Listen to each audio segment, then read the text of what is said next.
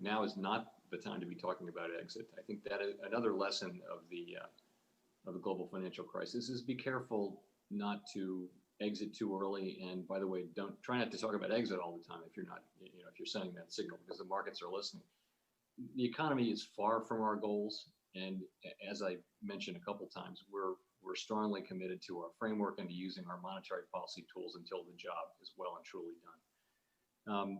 And I think the taper tantrum, as you asked about the taper tantrum, it highlights, I think, the real sensitivity that markets can have about the path of asset purchases.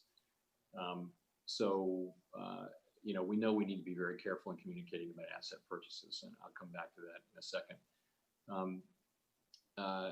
A couple of general caveats is we always try to avoid an excessive focus on a particular likely path, the most likely or modal path for the economy, because monetary policy is only sometimes about the most likely path. It's often about how do you conduct risk management to avoid, downside cases.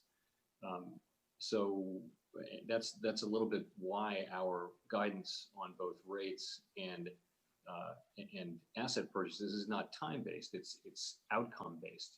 It requires the achievement of various objectives, and those objectives will come when they come, rather than when one might mark a calendar. You really can't do that in advance. But we will, of course, be very, very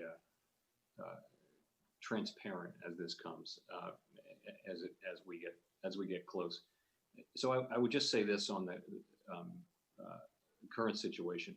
When it does become appropriate for the committee to discuss, specific dates, and that will be when we have clear evidence that we're making progress toward our goals and that we're on track to make substantial further progress toward our goals.